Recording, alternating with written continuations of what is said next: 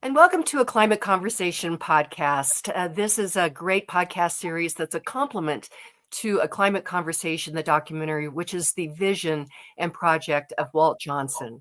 He wanted to create a discussion, a conversation around all of these things regarding the climate. And this movie has had just rave reviews. Walt Johnson, I thank you for your vision on this. Thank you. Thank you, Kim. And thank you to all the others that have helped. Oh, there's been a lot of people that are involved in this, and very pleased to have Dave O'Rourke, who is our Climate Conversation spokesman. And we're going to have a great discussion today with Ron Stein, who is one of the stars of the film. Ron Stein, welcome. It's great to have you. Glad to be aboard. And Ron, wanted to introduce you. You are an author, columnist, engineer, and energy policy advisor for the Heartland Institute. You're also the co-author of Energy Made Easy, Helping Citizens Become Energy Literate, which was in 2019.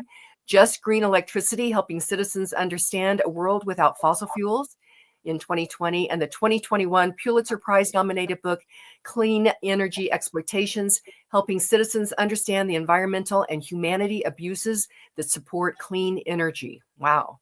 So Ron advocates that energy literacy starts with conversations and the knowledge that renewable energy is only intermittent electricity generated from unreliable breezes and sunshine.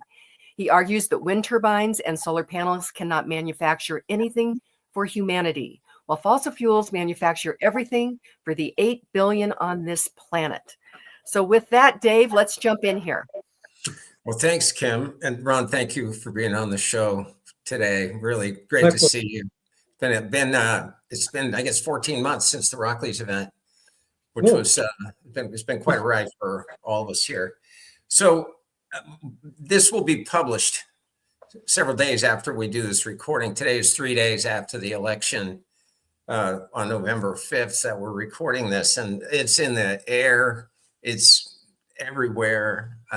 It's fascinating.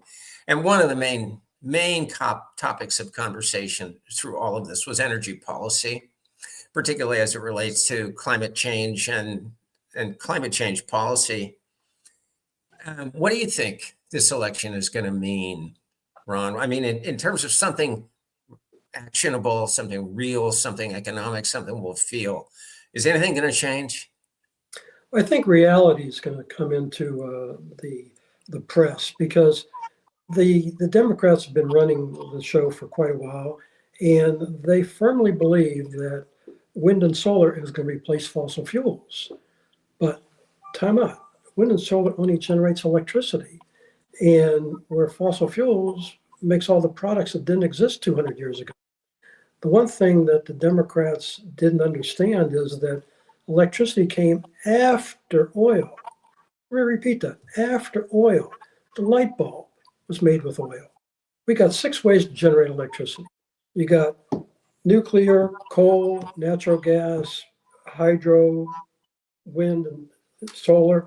And all those methods of generating electricity cannot exist without oil because all the parts, the computer, the wire, the insulation, the computers, the glass, the upholstery, all the parts and components are made from oil derivatives that are manufactured out of oil. So if you get rid of oil, Dave, you get rid of electricity. Take the Tesla. It's 100% made with oil. The tires, the computers, the insulation. It's an oil-based car. And if you don't have crude oil in refineries, you don't have anything. Well, this is fascinating. I know from having done some homework and some research that a very significant percentage of Americans don't know that plastic is made from oil. That Dow Chemical has a long history in this from the 40s and 50s and the invention of a huge number of products that make our everyday life better. What do you think? Do you think that this means, for example, the EV mandate will be lifted? Do you think that we will see a shift in sort of congressional's approach to spending money on these things? Definitely, because the Green New Deal and it's all being run by the wealthy countries, and the wealthy countries represent a small piece of the world. And about 80% of the world, and that's more than 6 billion people, they're living on less than $10 a day. They can't subsidize themselves out of a paper bag. And mandating EVs and wind turbines and solar panels, wind and solar would not exist without subsidies because private investment wouldn't invest in them because they don't work most of the time. And it's just crazy because we have a situation that EVs are, in our backyard. Let me tell you why I wrote the book. This book, Clean Energy Exploitations, it brings transparency to the fact all the exotic minerals and metals to build EV batteries, wind turbines, solar panels are coming from developing countries that have no environmental controls, no labor controls. And the EV battery, the Tesla battery, is a 1,000-pound battery. And this 1,000-pound battery has a lot of lithium and cobalt, and it's coming from China and Africa. And we're exploiting people that have yellow, brown, and black skin to mine for this stuff. And the environmental degradation on their land is atrocious, but it's okay because we're going green in these wealthy countries. And that's why, when people ask me if I'm going to buy an EV, I said, no, I would never buy an EV because I don't want to financially support the environmental degradation on their land or the human atrocities occurring on their land. Interestingly, our government they're providing, mandates, tax incentives, discounts. They're encouraging the movement toward EVs, and they're basically providing financial incentives to China and Africa. Continue exploiting your people that have yellow, brown, and black skin. Continue the environmental degradation on your land. We're going green. Interestingly, we took a long time debating on the photograph of the cover of this book. It's from Africa. A military guy with a Uzi overseeing a family digging for cobalt by hand. That is something that I think is unethical, immoral, and hypocritical for the government. But, you can't argue with their policies. But I think the election did. People spoke up, and maybe they don't want to support that effort. Well, Walt, you know something about mining. That's been a little bit of a significant part. Talking rocks and digging energy out of the earth. That's been a big part. That's been the largest part. The lion's share of your career has been in, as a professional engineer and a mining engineer and an energy professional. What do you make of these mandates? That do you think it's possible or conceivable? Is there any way we could do without oil? I have some serious questions here. If it's realistically feasible for us to get the material needed and minerals needed to go net zero by 2050, it'd be we're doing so much damage with what we have now that we're getting. Can we realistically get all those materials by 2050 or even in 200 years? I don't know what your thoughts are on that, Ron. Well, you're only talking about materials for electricity because, let's take a look at that 1,000-pound battery. With all the lithium and cobalt and manganese and metals, you got to move like 500,000 pounds of earth to get the material to make one battery. Here in California, Governor Newsom wants 18-wheelers to go EVs. Well, an 18-wheeler battery is 16,000 pounds. So to make one truck battery, you got to move 8 million pounds of earth. And if it's not being done by hand by, people that have yellow, brown, and black skin, then you got mining equipment. And the mining equipment, by the way, is made from fossil fuels, powered by fossil fuels. And so you're basically trying to go all electric, but to go all electric, you're increasing the need for fossil fuels because you can't get there without it. Well, Ron, don't you think, though, ultimately then it comes down to basically control, right? Controlling people's lives, I think. It basically does control, but really think it comes down to the case of Dumb and Dumber, because, when they basically outright say they're going to basically replace fossil fuels with wind and solar, give me a break. President Biden flying around in a 400-ton airplane, 100% made with fossil fuels, powered by aviation fuel, made from fossil fuels, and he's screaming in a microphone, we're going to get rid of fossil fuels. Kim, give me a break. I mean, you talk about Dumb and Dumber. The only good thing about getting rid of fossil fuels, you ground Air Force One. Yeah, definitely. But it does control. And like I say, it's only wealthy countries who can afford to do this. The subsidies that we're providing, the poor countries can't do that. You have billions of people who don't even have electricity. And we're trying to go green. 200 years ago, we had a zero emission society. We didn't have airports. We didn't have hospitals. We didn't have the 20,000 commercial aircraft we have today. We didn't have 50,000 military aircraft. And there's 23,000 private planes out there and 50,000 merchant ships. These didn't exist 200 years ago. And, going to wind and solar in this desire to get rid of fossil fuels, we're going back to the 1800s. Well, Ron, one of the things that we receive emails and sometimes pushback, and received one this last week regarding that the Earth is overpopulated and that we need to get rid of fossil fuels. Fossil fuels is, I think, helping the overpopulation. And I, on the other hand, kind of like human flourishing. I think that with the creativity and innovation of man, that we can help these 8 billion people on our planet thrive and prosper. And so I like the idea of human flourishing instead of getting rid of humans. Kim, I agree 100%, because a lot of my articles I talk about, we got to enhance the lives of the 6 billion people that haven't enjoyed the Industrial Revolution yet. Give them, sanitation, give them, clean water, and give them electricity. But, right now we're just taking advantage of them with this mindset. Here in California, we followed Germany. Germany's the first country to go green. They now have the most expensive electricity in the world. California's right behind them. We now got the second highest electricity cost in the world. But, we're a wealthy state. And like I say, we're just, I really joke that Governor Newsom only breathes California air. Anything within the borders of California, he's going to reduce emissions. We shut down a coal-fired power plant here, so we import electricity from Wyoming's coal-fired power plant. But those emissions don't count because it's over the border of California.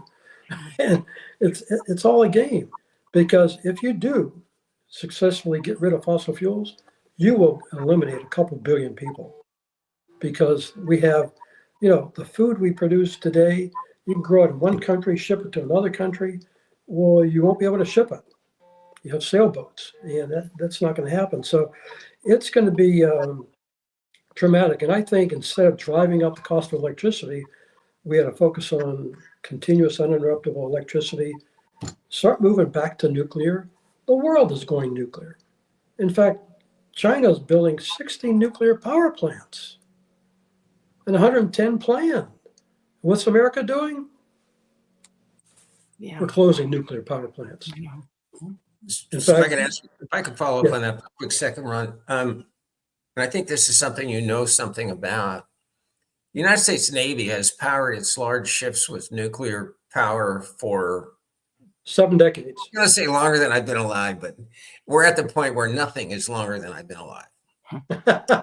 Let's call it 50 years. I think it might be more, but let's call it 50. 70 years.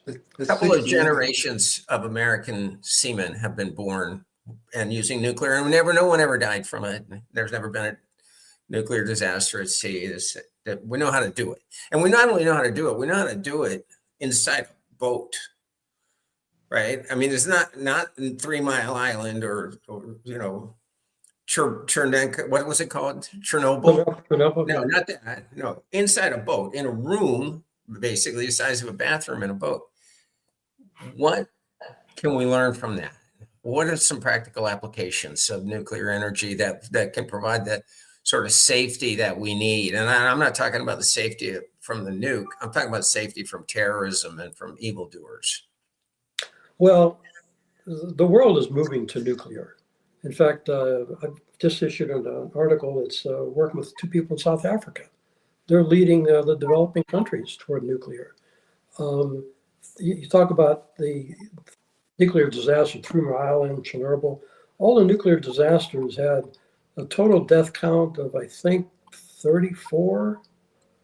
And yet, over in the developing countries, millions of people are dying from air pollution because they're burning cow dung for heat.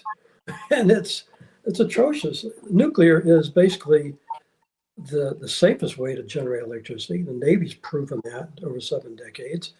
Have you ever seen the size of an aircraft carrier?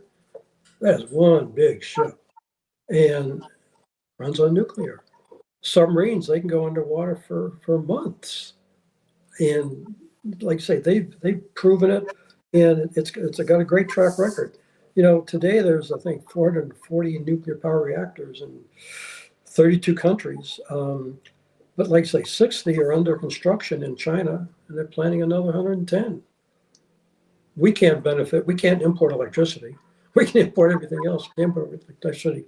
But it's amazing that the thing about everybody wants electricity. They want inexpensive electricity, continuous, uninterruptible, dispatchable electricity, and wind and solar cannot do that. It's all intermittent. But if you want zero emission, and they talk about material requirements, the concept of spent fuel. Well, spent fuel is basically recyclable, because a nuclear reactor, when it has this spent fuel, there's about 80% power still left in that product that's come out. And so you almost have a continuous supply of material to feed nuclear. And so there's going to be a big push. And I think with Trump I think you're going to see more nuclear being approved in the United States. We know it's being approved around the world. And, France gets about 70% of its electricity from nuclear. And, they're right behind the Navy. I mean, it takes the least amount of space, the least amount of material, and you get continuous uninterruptible electricity. Dave, we got data centers coming up, artificial intelligence. They need continuous power. And if you're on the operating table, you don't want your power being driven by a wind turbine. So it's crazy. We're spending all this time and effort for a redundant electrical generating system that, as mentioned, doesn't work most of the time. And so since it doesn't work most of the time, you need a backup. Well, the backup is coal, natural gas, and nuclear, and hydro. And hydro is limited because that's, depends on the terrain of the earth. Not too many places can support a hydro plant. But your technology is developing into small reactors, SMR, small modular reactors, where, my wife and I like watching the series MASH, the series from decades ago.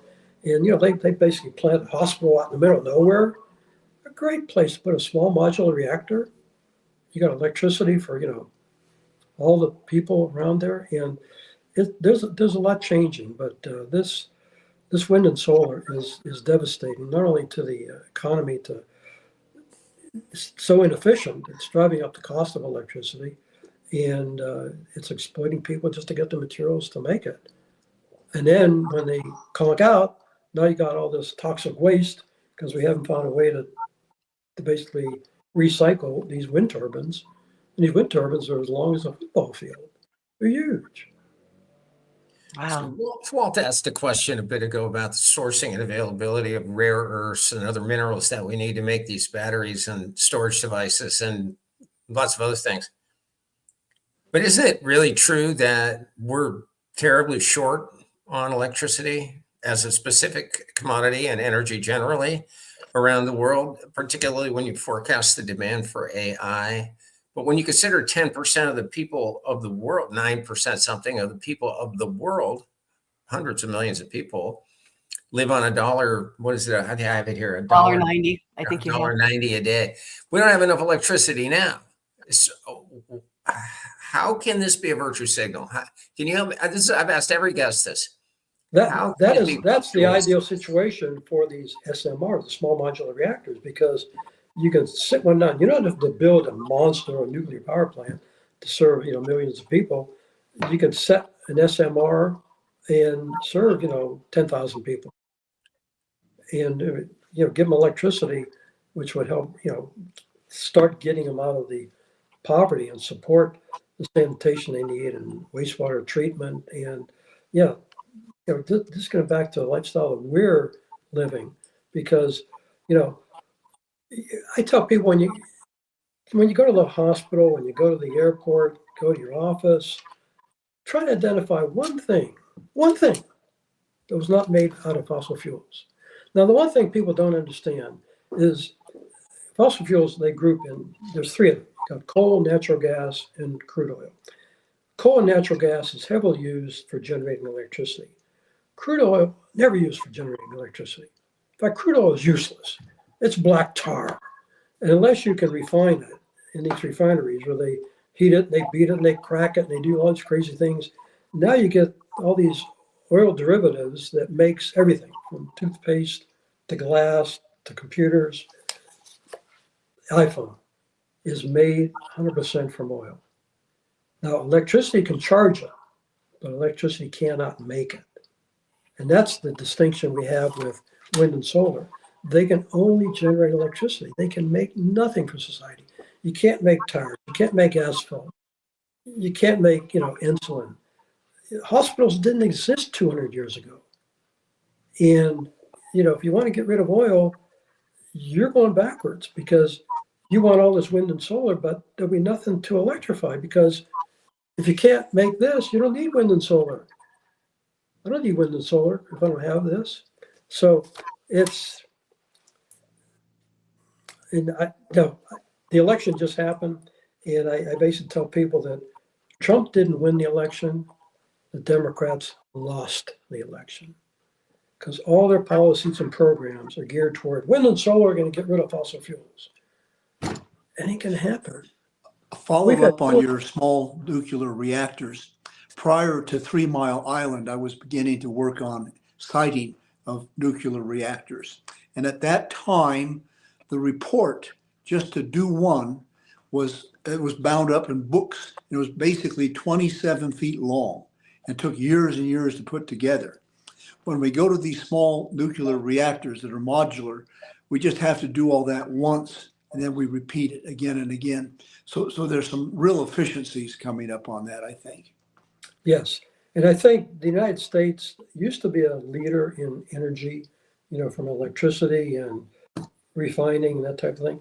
But we're laggards. Like you say, we've got nuclear is being developed around the world, but not here. And I think we're losing out. We've got all this record technology is there to do it. And I think we could save a good chunk of the world. When you take a look at the materials, the Earth is 4 billion years old, and we're extracting oil at an alarming rate, coal, natural gas, lithium, cobalt. All these resources from planet Earth are being extracted and not being replenished. And so there's trying to guess how much oil is left in the world. And I've seen, charts of there's like 100 years left. Well, with technology, maybe we can do fracking and gain another 100 years, but that's be big. It's like, well, maybe 500 years, we can extract all the oil, all the coal, all the lithium, all the cobalt. Once we've extracted it, the 4 billion year old planet's going to be here with or without us. And we basically need to focus on, efficiencies and conservation. And just because we have it, we don't want to use it and throw it away. So we want to basically be efficient at it, and which is great, because you take a look at the vehicle. The vehicle, when they first came out, got maybe 8 to 10 miles to a gallon. Now we're getting 40, 50, 60 miles to a gallon. That's the type of thing we got to do, and reuse this stuff because the well is not endless. It will run dry. Not in our lifespan, but it might be in our children or their grandchildren's lifespan. And when it starts running dry, then we're going back to the 1800s. You won't have the fuel to keep airports going. You won't have the oil derivatives to make all those products made in the hospital. So it's we're challenging ourselves, and we live in a great zone right now. But when you take a look at a 4 billion year old planet and humans living like we have, you had the ancient humans that lived along with the dinosaurs, but present day humanity is only a couple hundred years old, and this can't go on forever. I think the Earth is extracting like 100 million barrels a day, and that's huge. I mean, you put it in gallons; it's like 4 billion gallons a day. I mean, how deep is that well?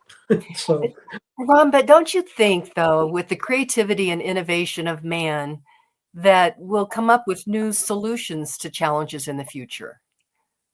yes and no. There is a tremendous amount of creativity that's getting us a lot of different products and different efficiencies. But we've had 200 years to replace oil and been unable to do it because I was interviewed on a New York TV station once, and the first question to me was, "Hey, Ron, we understand you're pro-oil." I said, "Wait a minute, I'm not pro-oil. I'm pro the products we get from oil. That's made society. And right now, those products are carbon-based. And unless we can come up with something something that's going to make an iPhone, something that's going to make an iPad, a computer, an air conditioner. That's the challenge we have. And so we've become pretty creative with the oil derivatives that we get out of oil to make all kinds of products. And the products make our life more efficient. Today we can live in any kind of climate. I know you have a lot of snow in Denver. I'm in Southern California. I got my air conditioner on. So it's, we can live in any climate condition. In fact, because of humanity's ingenuity, we've eliminated virtually all the weather-related fatalities. People aren't dying from heat. They're not dying from cold. If it's cold, you turn the heater on. If it's hot, you turn the air conditioner on. Or you put on heavier clothing or lesser clothing. But weather-related fatalities are almost non-existent because of man's ingenuity. But the challenge is it's the oil-based products. There's more than 6,000 products that are made. And whenever you go shopping, again, your office, take a look. Try to identify something that was not made from oil. Or the chair in Walt's office, it's wood, but the machinery to mold that is basically made from oil. So, when I go on a trip, either flying or on a cruise ship, take a step back and look at that plane and say, "My God, you want to get this off the ground?" Or the cruise ships, which is as big as a hotel, you want this thing to move in the water, and so it's really challenging. We have a lifestyle that wind and solar is not going to replace that. Wind and solar is not going to replace the militaries. One good thing about getting rid of crude oil, you'd probably eliminate most of the wars. That'd probably be good. But no, we've had, like I say, 200 years to replace oil and been unable to do it. And I think we can take advantage and focus on the 6 billion people that don't live like us and try and bring their life up. Agreed. Well, one of the things you didn't mention, and it's hard when you have a list that says it's everything, right? All products, it's this tablecloth, it's this computer, it's that light standard over there, it's everything. Food is one of the things that we can't have in abundance without fossil fuels. So how would you have people think about food security as it relates to fossil fuels? Well, again, Dave, it's natural gas is providing basically the pesticides and the fertilizers to help grow food. So now you get a piece of land out in the middle of some country.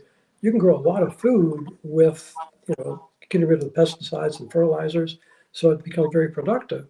But to get that food from there to me here in Southern California, it's going to take a lot of equipment to mine for it. I mean, to get it off the ground and put on a ship or a plane and a truck. You can move. We're growing food all over the world, and like here in Southern California, we don't grow much food here. We got corn and beans, but most food comes in from other countries. And if we didn't have transportation methods to do that, we wouldn't be able to do that. And the commercial aircraft, they use fuel. Merchant ships use fuel. Military use fuel. And again, Governor Newsom keeps me working overtime because of his desire to get rid of fossil fuels. Because if you take a look, the oil embargo, and I'm old enough to remember that, the oil occurred 50 years ago. And when it hit, it devastated the country. And the Department of Energy was formed at that time, and their goal is don't let this happen again. Well, back in 73, California was 95% independent. We have a lot of oil production in the state and a lot of oil production up in Alaska. Between Alaska and California, it met 95% of the needs of our state. Well, the Democratic policies have been reduce oil production, reduce oil production, reduce oil production. Well, they've been successful. They have reduced oil production. So now, instead of being 5% dependent on foreign countries, you have to understand, California, we're an island. We have the Sierra Mountains that separates us from the rest of the country. So all this fracking of oil in the Midwest, California has zero access to it. There's no way to get that oil over the mountains because there's no pipelines over the mountains. You have to ship it through the Panama Canal. And it's cheaper to ship it from Saudi Arabia. And so California, with all the reduction in oil production, we're now more than 60% dependent on foreign oil. California's a big state. We got 9 international airports up and down the state, 41 military airports up and down the state, and 3 of the largest shipping terminals in the country. And all of that is being run by foreign oil. We are a national security risk for the entire country. And what does the governor want to do? Reduce oil production, which is going to increase our dependency on foreign countries. It makes no sense. There's no conversations. I would love to have a conversation with Governor Newsom. Can you get him on this call? Yeah. We haven't done that yet, have we, Dave? Tried to reach out to that. Well, what we have done, sort of sequentially, starting with, I don't know exactly what year it started with, but the first predictions and polar bears were all going to die. The Manhattan was going to be underwater. There would be, cataclysmic, devastatingly, end of life storms. And the oceans would die. And coral reefs there was a postmortem. They were mourned in the New York Times, the coral reef, the Great Barrier Reef. And now there's more reef down there than there ever has been since it's been measured. One by one by one by one. An unbroken chain of, completely validated facts about the reality of life on Earth, and yet still a large percentage, I think a majority of the American people believe that the human anthropogenic climate change is an existential threat to the survival of our species. Still. So Ron, what finally turns this around? What's the piece, or what's the sacred cow that's gored, or whatever the right metaphor is? When does this turn? Well, I think it is turning. I'm a columnist on America Out Loud News, and my articles get published every Monday, and they get reposted around the world, and probably to maybe 500,000 people around the world see this. And I'm connected to people all over the world. I'm seeing more conversations, more people around the world writing similar articles on energy literacy. And I think it's becoming a reality that we basically have conquered weather. And are humans going to be around for like another 500 years before we extract all the resources out of the earth, to meet our standard of living? Yeah, we're pretty much controlling weather. We can live under any weather conditions. Like I say, you guys are in Denver on a lot of snow. I'm suffering here in 75-degree weather in California. And so, while you guys are, trying to put on warm clothes, I'm going to get rid of this when this call's over. So I think there's more logic and reasoning coming to reality, and it's like living in a cocoon. As I mentioned, Governor Newsom, he breathes California air. He's trying to clean up the cocoon of California. There'll be zero emissions within the borders of California, but he's okay if we, bring in oil on polluting merchant ships. They use a low-grade fuel, and their emissions, the emissions from the imported crude oil, I think I calculated it was like triple the entire mobile fleet of California. But that's okay. Those emissions are offshore. He doesn't breathe those airs. And so there's got to be conversations, and there's no silver bullet answer. And you basically want to take advantage of what's local. Like I say, if you can support a hydro plant, you probably want to put a hydro plant in. But if you don't have, rivers and that type of thing, you probably want to do something else. Yeah, it's going to be challenging, but there's got to be conversations. This idea that wind and solar, to me, the argument I have it with is they use the name wind and solar energy. I try and not use the word energy too much. It's either electricity or products. That's the only two things we want to talk about. Because wind and solar can do electricity. Oil cannot do electricity, but oil can do the products. And without the products, you have nothing. Boy, I hadn't really totally thought a lot about that. You brought that forward in the film. Walt, I know one of the things regarding all of this that you've really been concerned about and you wanted to talk about in the film was the cost and benefit. Yes, thank you. And Ron, one of your fellow co-stars, Ken Gregory, Yes, is the first person that we could find that thoughtfully, thoroughly analyzed the cost of going to net green zero. And he said in our documentary, we need to do detailed cost benefit analyses. We've had several people on, and the most optimistic person for what we would benefit from going to net zero was Lord Monckton. He calculated that we would lower the climate of the Earth by 0.1 degree Celsius. Others have said zero, basically it's gone from there to zero. And we're going to spend hundreds of trillions of dollars to do this. And we're going to accomplish 0.1 degree Celsius at the very most. And we need to have some open discussions with a lot of people on, is this a worthwhile use of our resources? And I just want to get your thoughts on that. Well, living in Southern California, the temperature change between morning and afternoon could be 20 to 30 degrees. If it's 50 degrees in the morning, it could be 75 in the afternoon. But if it was a 25.1 degree change, I wouldn't know the difference. So I'm not sure how you calculate the average temperature, because like I say, we're used to getting like a 30-degree temperature change from morning to night. And we're populating. It's not destroying us. There's a fascinating YouTube out there for anyone who's interested. Bjorn Lomborg, who's been doing remarkably, I think, good journalism for a long time in this area, was on Bill Maher last week. And he calculated that the cost of adapting to the changes in the climate, just accept that climate's going to change, and it's going to change for the worse, and it's going to be more disasters, and it's going to be warmer, and take the baseline from the IPCC. And the cost of adapting to that is something on the order of 2% GDP.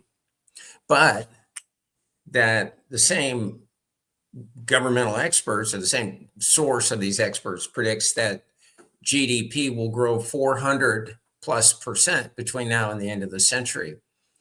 So it's a remarkable amount of growth available to us, and the reduction in total net wealth because of adaptation reduces it by 2%, which I find staggeringly interesting. And you would think everybody would be out ringing bells right now, right? We can adapt, we can survive, we can prosper, we can feed everyone. We're not going to die. And gas will be $1.50 again. I mean, it all sounds pretty good to me. One of the things we do need, and the focus has been on electricity, obviously wind and solar. But if you want continuous, uninterruptible, dispatchable electricity that's also zero emission, it's going to be nuclear. Oliver Stone released a movie recently, Nuclear Now. And I think you can get the link to it on, if not, I'll share the link to it. But Nuclear Now is basically a good documentary that now is the time to go nuclear. It's like I say, it takes the least amount of money, least amount of land, least amount of resources, and is the most reliable and the safest way to generate electricity. And that's where we're going, because I'm product driven because of what we have from oil. Because take a look, because all electrical generation, hydro, coal, natural gas, nuclear, wind, and so all the components are made from oil. EVs, solar panels, wind turbines, they're all built with the products and components made from oil. All the cars, trucks, the excavating equipment, the cranes, the merchant ships, trains, they're all made from oil derivatives. And that's the challenge we have. I'm all for getting rid of oil if there's a backup plan. But this idea of politicians, speaking in the microphone, we're going to jump out of the airplane without a parachute. Time out. I want to talk about it. Is there a backup plan? Right now, there is no backup plan to crude oil. So we don't take advantage and focus on efficiencies and conservation. Take what it gives to us, and basically benefit mankind, because all the policies we have here in the United States, I keep thinking, well, how is that benefiting the 6 billion people that are outside the United States, living on less than $10 a day? It's atrocious. And I think it's unethical and immoral to keep taking advantage of them. But Ken, don't you think, or excuse me, I had Ken on the brain. Ron, don't you think, though, that all of this green money that's gone into the wind and solar industries, it reeks to me of cronyism, and it seems that is working to impoverish everyday hardworking middle-class Americans to bring down that standard of living, but yet it seems like cronies are getting rich on that whole Green New Deal. Kim, you're 100% correct, because we have grown in the last 20 years because of entrepreneurship. It's entrepreneurs that develop how we're going to make this widget, we're going to do this for society. But anytime you get government going into business, that's the beginning of disaster. And that's what we've done. The government, we're going to provide subsidies to build wind and solar. And, the people building wind and solar are being paid by me. It's my money, my taxes. But like I say, private entrepreneurs would not build wind and solar because they don't work most of the time. There's no return on investment. Did you see the love letter that went from Jeff Bezos to Donald Trump yesterday? I don't know if that made it to your news feed. Bezos wrote what, by all appearances, a very sincere outreach to Trump yesterday. And then you look at the markets, and the markets are in every direction that you'd think would be a positive thing, right? You would think it's happening. The U.S. stock markets are are phenomenal. The Iranian currency hit its all-time low on the day after the election. The euro against the dollar had a significant shift. It looks like we might see the tech bros come around on this climate thing, and that would be good news. Be good news to introduce some rationality into this, to get the profit motive back on it rather than the virtue motive. Well, with Bill Gates, buying basically the 3 Mile Island, he's putting his money where his mouth is. He needs a lot of power for his data centers, and he's willing to do it. And yeah, you got the situation. These mandates, I've said all along, the elites have bought EVs. The elites will continue to buy EVs, but Kim, Dave, we're running out of elites. Now we're getting down to common folks. I live here in Southern California. It's interesting, California, because we have a temperate climate. It never gets cold, never gets hot. And of all the EVs in the entire country, about 40% of them are here in California. We got temperate climates. And I live in an area that almost all my neighbors have an EV. It's a second car. It's never used. It's a toy. If they want to go somewhere, they bring out the gasoline car. But the EV popularity, because we're running out of elites to buy these, Volkswagen. It's interesting. Germany was the first country to go green. Volkswagen, based in Germany, is because there's a lack of interest in EV buyers from the common folk. Volkswagen is closing 3 manufacturing facilities in Germany. Ford is losing like $60,000 on every vehicle that they sell, and they're losing billions. And it's I think it's coming to an end. And this mandate to have EVs, here in California, like I said, they want trucks to go EVs. Well, truck dealers can sell a diesel truck only if they sell an EV truck. It's a 1-for-1 deal. You're comparing apples and oranges. The EV truck, you got a 16,000-pound battery that has a range of about 150 miles. Then you got a diesel truck that has a range of like 1,200 miles. And these are independent drivers. They're not going to buy a truck that's going to get them 150 miles so they can sit there for 3 or 4 hours to charge to go another 150 miles. It'd take them 2 weeks to go across the country. So, trucks aren't selling. Even light duty trucks. So I think Ford's Lightning has been a disaster for Ford. Yes. They're losing $40,000 a truck, something like that. I don't know the number. It's a big number. How long can that go on? And it's like I say, I think the reality is starting to hit. Like I say, the elites have bought them. The elites will continue to buy them, but now they're getting down to the common folk. It's not going to happen.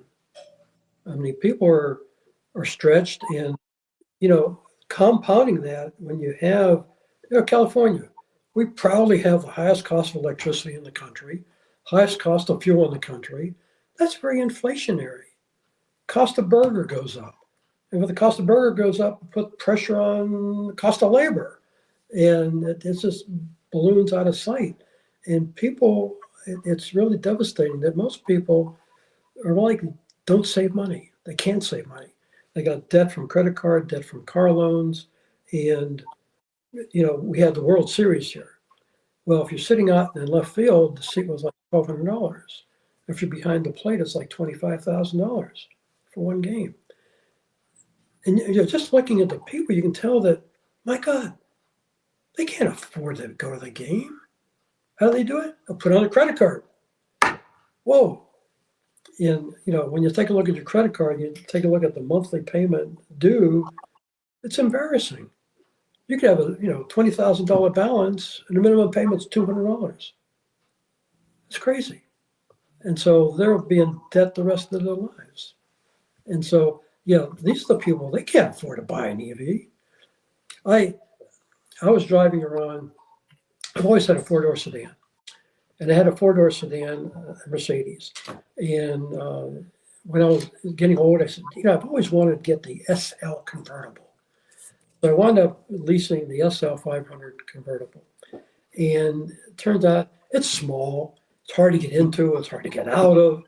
And after about 6 months, my wife says, we got to get rid of this thing.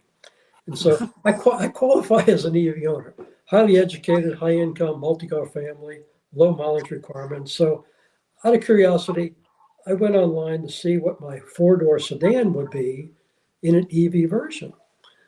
And the four-door sedan stickered out at $110,000. I said, holy crap. So I looked at the four-door sedan and the gas version. It was 50,000 less. Same car. And so me being an engineer, I said, well, if I keep my SL lease for 3 years and the mileage I'm getting and the cost of fuel here in California, over 3 years, I would spend $5,000 on fuel. So I was talking to my trainer. I said, Tony, do I really want to spend an extra 50,000 so I could save 5,000 on fuel? He said, Ron, you buy that EV, I'm going to kick your butt. So I bought a gas version. Well, around here in Marin County, where I live, for people who don't know, that's the place the Golden Gate Bridge goes to from San Francisco. You drive down Highway 101 here, and there's a Tesla in front of you, and a Tesla on your right, a Tesla on your left, a Tesla behind you. And when you get to the parking lot, you're in a sea of Teslas. And we have an energy program here called Deep Green, and it's 100% renewables. It would say something happens when the energy crosses the state line from Oregon on its way here, it becomes green. It didn't necessarily start green in Oregon. It just certified, 100% renewable generated. But it's the ultimate of virtue signaling. All we're doing is taking the crust off the pie and leaving the rest of the pie where it is. We're doing nothing but Right. feeling good about ourselves. And I don't even feel good about myself anymore since I met Walt. Since I learned that. So from people like you, Ron, and certainly Walter Johnson, but these other wonderful people we've had on this podcast. And I want to just take a quick second and encourage everyone to go through our podcast library, because it is an extraordinary library of truth delivered by the most decent, loving people, good people. They're not going to yell at you. They're not going to rabble rouse you. They're not going to exhort you. They're not going to call you names. They're going to say, here's the science. Here's the cost. And the cost is huge. And here's the benefit. And the benefit is virtually negligible. And so what are we doing when Dave, we have a world of need? With you and I both here in California, you're right. California, we import more electricity than any other state in the country. About 30% of our electricity is imported from adjoining states. And you're right. If it comes from a coal-fired power plant in Wyoming, you're right. The emissions stop at the border. They don't come into California. And so it's hypocritical, but that's how it's calculated. Sometimes when I first met you, Walt, I thought of you as the quiet man.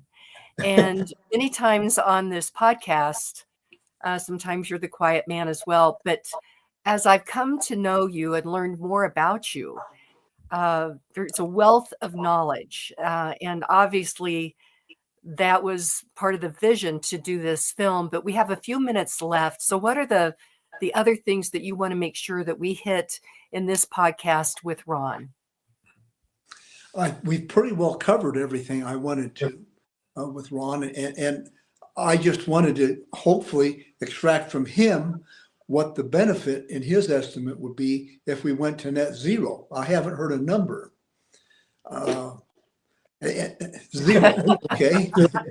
You're in the zero. Net zero is zero. Oh, that's a number. You're right up there with our Nobel laureate, so you can feel pleased. Thank you, Ron. And thank you. Well, thank you, Walt. Thank you for being involved with us. And Kim, let me jump in there as in my role as spokesman and encourage everyone that this is the season of sharing.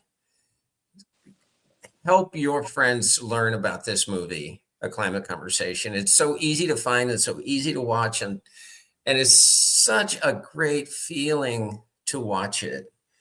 It's pervaded with a sense of hopefulness and humanity. And then there's a joyful undercurrent that runs from the moment that the film opens all the way through to the end. You know, we just got through a very bruising political season, very bruising, and awful things were said by a lot of people. And I think maybe this moment now would be a good chance for us to introduce some good news to the world. Watch this movie, go through our podcast library, tell a friend. There's good news. Earth's going to be okay. And people are all right. And human flourishing is a good thing. I agree, Love Dave. that. You know, all my op-ed articles, they're in layman's terms. I don't use formulas and graphs and crazy charts. I'm trying to get conversations going with students and teachers and people at the family dinner table to have a conversation, because there's no silver bullet answers to our needs. And the direction that we've been going in for the last couple decades has been devastating to our economy. It's been very inflationary, and the rest of the country is, I mean, the rest of the world is, they're still there. And it's just, look at some of these countries that we're relying on so we can go green. Like I say, it's immoral and unethical and hypocritical. So yeah, just have conversations. Well, Ron Stein, you're doing such great work. And again, your book, Energy Exploitations, Helping Citizens Understand the Environmental and Humanity Abuses That Support Clean Energy, is a very important book. And so pleased that you were one of the stars of the film. And thank you for doing that. And thank you for this podcast. Thank you, Kim. And thank you, Walt, for starting this program. And, Thank you. Thank you, Dave. And Dave, you do a great job as our spokesperson. And Walt Johnson, I thank you for your dedication and care for other human beings on this earth and for stepping forward to make this film. So thank you. Thank you, Kim. And you can watch Climate Conversation for free at climateconversation.com. Thanks, Ron. Thank you, guys. Have a great day.